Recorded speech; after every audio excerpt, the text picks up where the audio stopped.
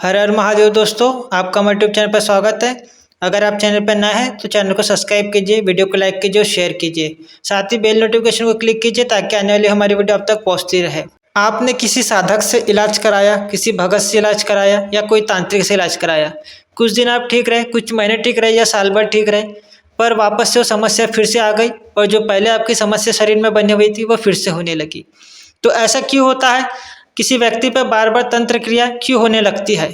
इसका पीछे का क्या कारण है और इससे हमें क्यों, कैसे बचना चाहिए, क्या करना चाहिए, इस विषय में हम आपको जानकारी देंगे। तो वीडियो को अंत तक देखें। देखिए, सबसे पहले तो हमें ये जानना होगा कि ऐसी समस्याएं किसी व्यक्ति पर क्यों होती है, क्यों बार बार उसे ऐसी भयानक नकारात्मक ऊर्जाओं, नेगेटिव एनर्जी का सामना करना पड़ता है, उसे किसी तंत्र मंत्र के जंजाल में फंसना पड़ता है। तो सबसे पहले तो इसका कारण प्रारब्ध होता है। अगर किसी व्यक्ति ने अपने प्रारब्ध में ऐसे कोई कर्म किए हो जिसके कारण उसके इस जन्म में ये समस्या उत्पन्न हुई है, तो जब तक वो अपने कर्मों का पूर्ण फल जब तक नहीं भोग लेता, तो जब तक उसे इस समस्या का सामना करना पड़ेगा। जब उचित समय आ जाएगा, जब आपका प्रारब्ध कट जाएगा, तो अपने आप ही समस्या दूर हो जाएंगी। आपने ऐसे लोग भी देखे होंगे कि जिनके ऊपर कुछ ऐसी क्रिया हो जाती है पर वो जल्दी ही ठीक हो जाते हैं, और आपने ऐसे भी लोग देखे होंगे कि जिनके ऊपर कुछ ऐसी क्रिया हो गई, नेगेटिव एनर्जी लग गई या किसी के ऊपर तंत्र हो गया, वो बार बार कभी ये दरबार कभी वो दरबार, वो बार बार चौकियों के चक्कर लगाता है, उसे आराम नहीं होता।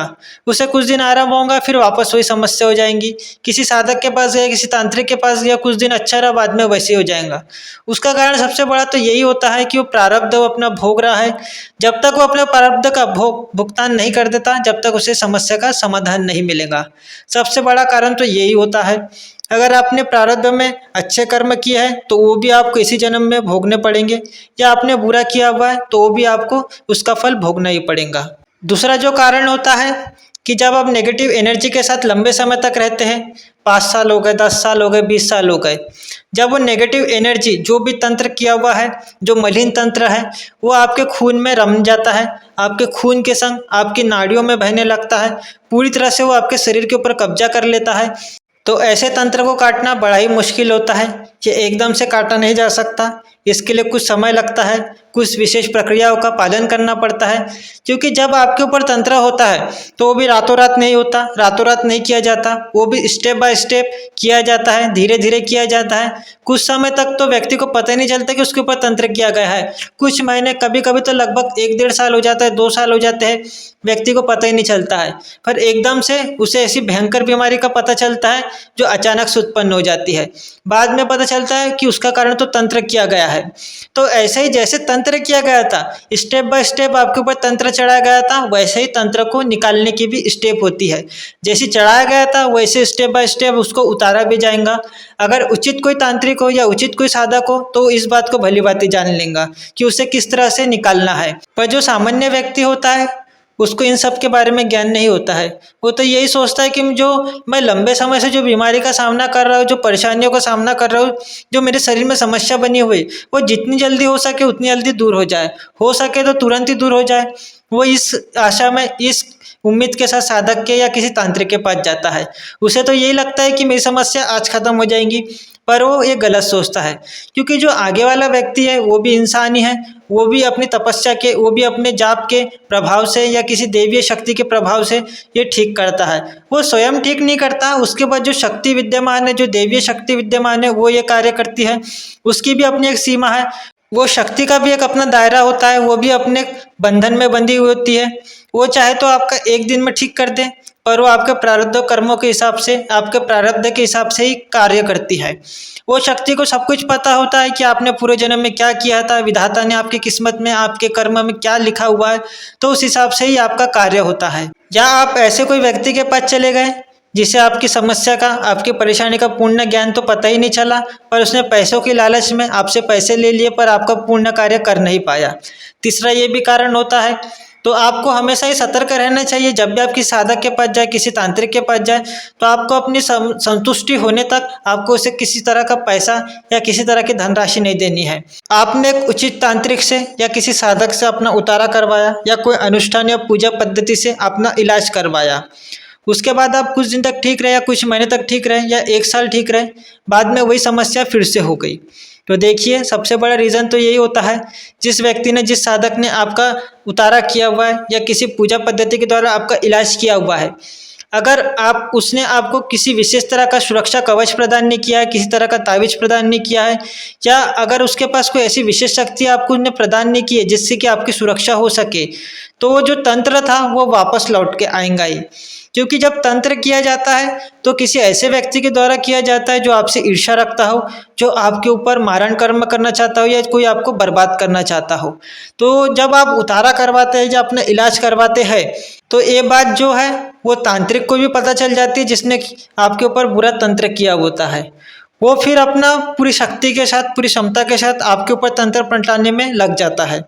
कभी कभी ऐसा होता है कि जिससे आपने इलाज करवाया होता है उसकी शक्ति कम पड़ जाती है और जो आपके ऊपर तंत्र कर रहा है बार बार वो ज़्यादा हावी हो जाता है। तो ऐसी परिस्थिति में वो जो तंत्र था जिसे आपने उतराया था उतारे के जरिए वो वापस आ जाता है और ऐसा ही बारंबार चलता रहता है। बार बार तंत्र वापस आने का कारण यही होता है।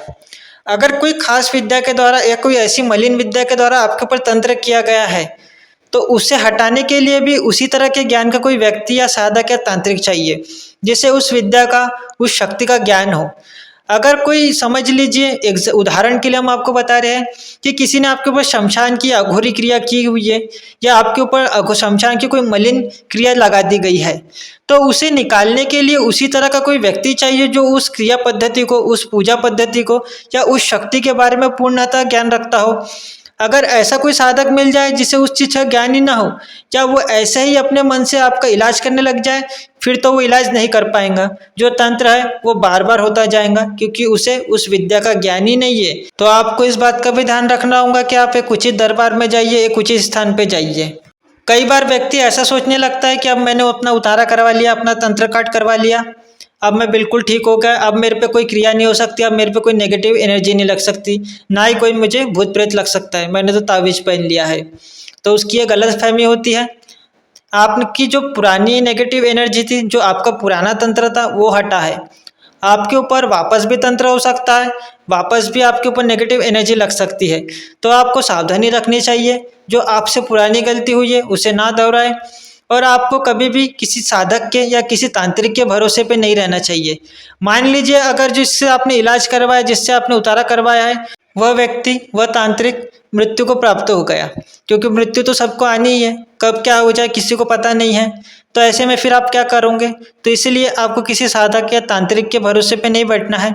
जब आपके संग ऐसी घटना हो जाए कि आपके ऊपर कोई नेगेटिव एनर्जी आ जाए या तंत्र आ जाए, तो आपको खुद उठना है और अपना कार्य शुरू कर देना है।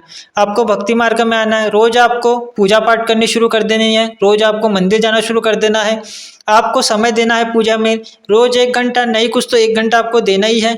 आप अपने देवी देवताओं के हिसाब से, आपको जिसके पास भी मन लगता हो, जो भी आपके इष्ट हो, जो भी देवी देवताओं के मंदिर में आपको अच्छा लगता हो, आप उनकी शरण लीजिए। उदाहरण के लिए जैसे कि आपके इष्ट हनुमान जी है या आपको हनुमान जी के प्रति विशेष लगाव महसूस होता है, तो आप हनुमान जी की शरण लीजिए। उनका रोज नित्य आपको चालीसा का पाठ करना है, जितना हो सके उतना पाठ कीजिए, उनका ध्यान कीजिए, उनके मंदिर में जाके उनको चूल्हा चढ़ाइए। ऐसे आपको भक्ति मार्ग के कार्य शुरू कर देना, आपको भक्ति मार्ग में आ जाना है। इससे होगा यह है कि जो आपका जो औरा है, वो जो कमजोर औरा है जिसके कारण आपके ऊपर बार बार नकारात्मक ऊर्जा लग जाती है या बार बार तंत्र हो जाता है, वो मजबूत होने लगेगा। और एक टाइम ऐसा आएगा कि आपके ऊपर किसी भी तरह का तंत्र मंत्र होगा भी तो वापस चले जाएगा या कोई नकारात्मक ऊर्जा आपके ऊपर हावी नहीं हो पाएंगी। तो इस तरह से आप घर बैठे ही अपना समाधान कर सकते हैं। यही कारण होते हैं जब किसी व्यक्ति पर बार बार तंत्र हो जाता है या आपका जो तंत्र है वो ठीक नहीं हो पाता है। आशा है आपको हमारी जानकारी पसंद आई होंगी। ऐसी जानकारी के लिए आप हमारे चैनल को सब्सक्राइब कीजिए, वीडियो को लाइक कीजिए और शेयर कीजिए।